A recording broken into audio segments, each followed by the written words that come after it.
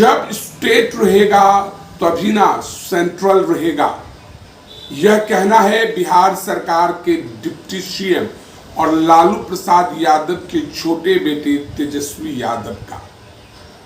पिछले दिनों भारतीय जनता पार्टी के राष्ट्रीय अध्यक्ष जगत प्रकाश नड्डा अर्थात जेपी नड्डा पटना आए थे। बापू सभागार में आयोजित एक कार्यक्रम के दौरान उन्होंने कहा था, क्षेत्रीय पार्टियों को खत्म होना होगा, ये लोग परिवारवाद को बढ़ावा दे रहे हैं। आज डिप्टी सीएम तेजस्वी यादव से जब पत्रकारों ने पूछा कि जेपी नड्डा ने कहा था कि क्षेत्रीय पार्टियों को खत्म होना होगा, इस सवाल का जवाब देते हुए तेजस्वी यादव ने कहा कि यही कारण है कि एनडीए से बारी बारी से क्षेत्रीय दल बाहर हो रहे हैं। आप लिस्ट उठाकर देख लीजिए, देश भर में जो भी बड़ी क्षेत्रीय पार्टियां हैं वो बीजेपी का साथ छोड़ रही है। वहीं जाति जनगणना डाटा पर तेजस्वी यादव ने कहा कि बिहार में एक ऐतिहासिक काम हुआ है, मानवता के लिए काम हुआ है, यह काम पूरे देश में होना चाहिए।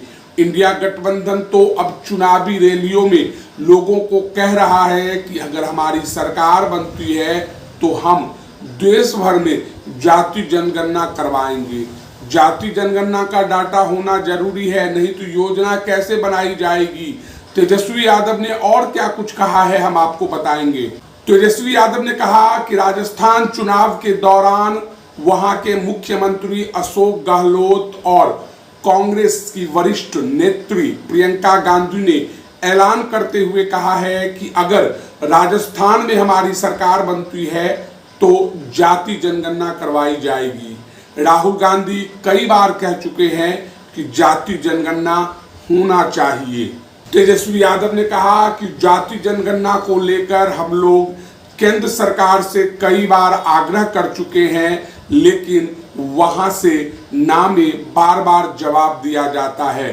अब जब हमने अपने दम पर जाति जनगणना का डाटा जारी किया है तो बीजेपी वाले कह रहे हैं कि डाटा में फर्जीवाड़ा किया गया है। क्या दिक्कत है? केंद्र सरकार जब सेंसस करवाती है तो जाति वाला कॉलम जोड़ दे। जेपी नड्डा ने पटना में कहा था कि जितनी भी क्षेत्रीय पार्टियां हैं वह समाप्त हो जाएगी।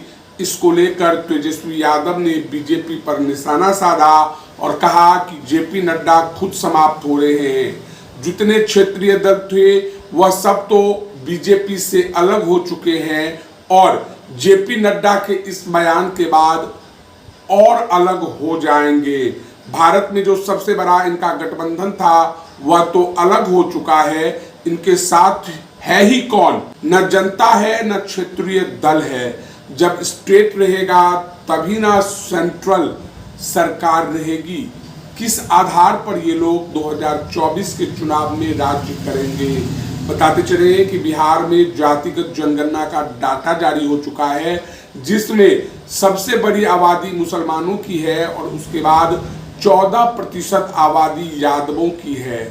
कयास लगाया जा रहा है कि अगर आगामी लोकसभा चुनाव में MY समीकरण बनता है, मुस्लिम यादव समीकरण बनता है, तो इंडी गठबंधन अर्थात इंडिया गठबंधन जदयू, राजद, कांग्रेस सहित अन्य विपक्षी दल को जीतने से कोई नहीं रोक सकता। तो बहरहाल इस वीडियो में इतना ही।